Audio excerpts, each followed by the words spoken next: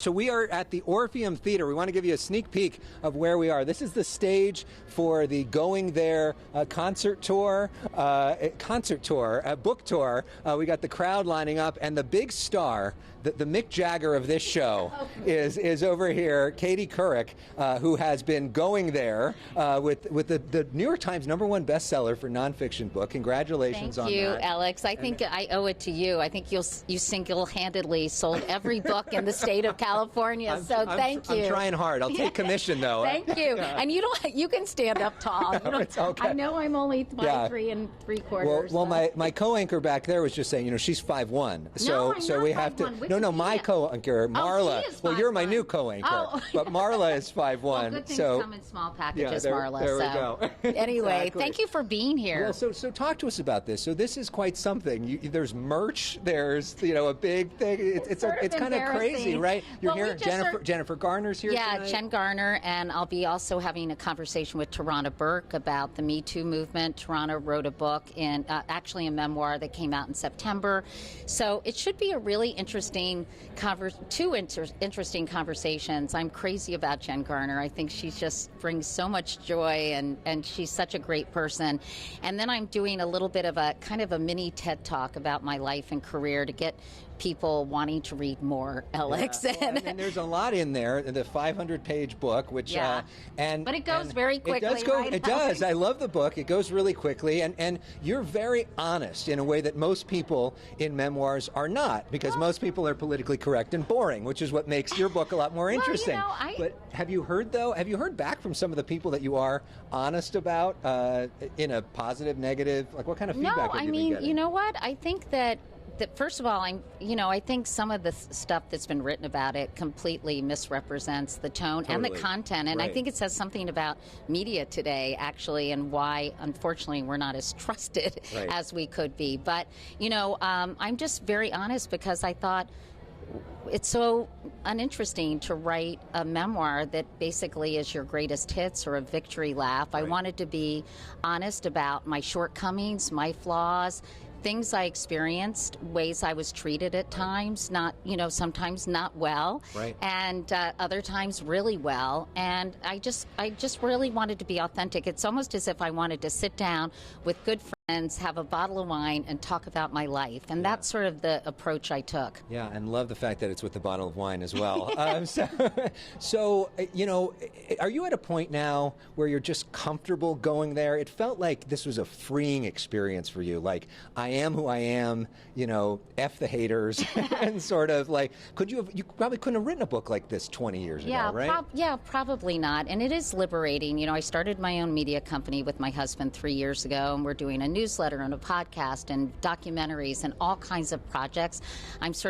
It's pan media, if you will. And so I think if I worked for the man or a corporation, I probably couldn't be as forthcoming with my opinions and sharing my story. So, I think everything's changed so dramatically since I got in the business in 1979. And I think you have to iterate content for different platforms, reach people where they are. I know that you try to do that every chance you get.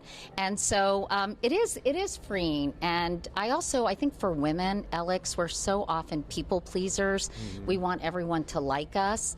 And I think I've tried to free myself of this likability trap that we hear about female candidates wrestling with, and just kind of be who I am. And I bought a T-shirt that said, "I'm not for everyone," because I saw someone in line at the donut shop in Nantucket, and I was like, I'm going to get that T-shirt. So I Googled it, and I ordered it online, and I wear it proudly, because, you just can't please everyone. And I think if you try, you don't stand for anything. Right. But you were sort of America's quote-unquote sweetheart, and still are. Well, you know what? You think about that term, that's kind of limiting and pretty gendered when you think about it. I mean, what's the male equivalent of that? What's the male equivalent of diva?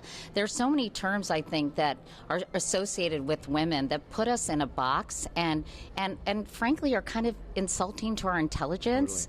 And so I'm ready to get rid of those shackles and be who I am. Yeah, and talk about all of that, and Me Too is a part of that too. Well, you talk about a lot of bad dudes in the book, and there are plenty, but one really good dude is here, who we both love.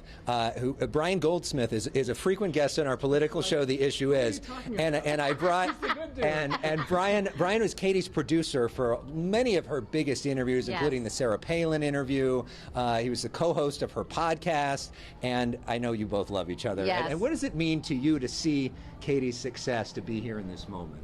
Well, this is really exciting. I mean, I walked in and there was this huge line of people, all of whom love Katie and feel, about Katie the way that those of us who are close to her feel, which is that, she's an American hero. She's an icon. She's one of the great broadcasters of all time. I wanted some more. No, seriously. Have you been drinking? No.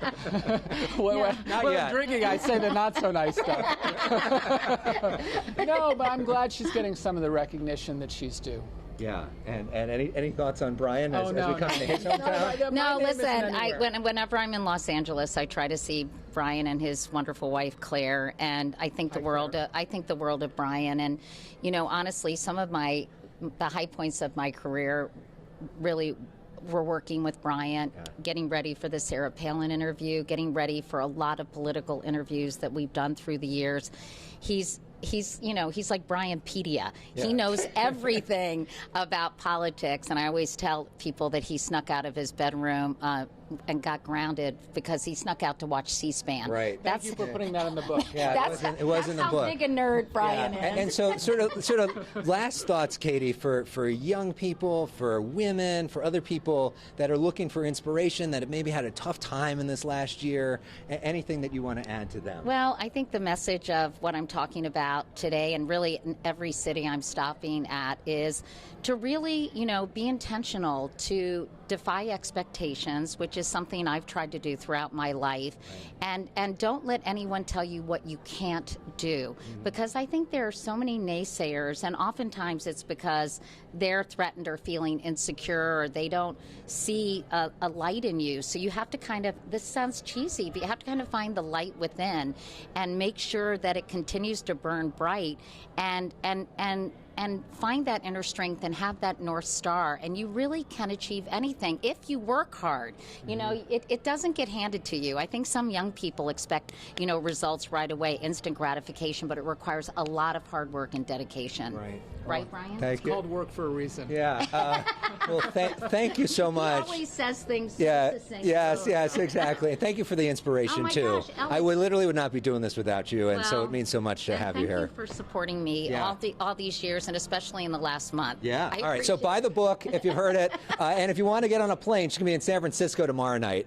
Katie Couric, Brian Goldsmith. Marla, back to you. We'll have more from here a little bit later. Our household has purchased the book. Please tell Katie that, and thank her for being a trailblazer. Yeah, her husband, Marla's husband, bought her the book after she watched our show last week. Thank you. Good husband. Yeah, very good husband. He's a keeper. All right.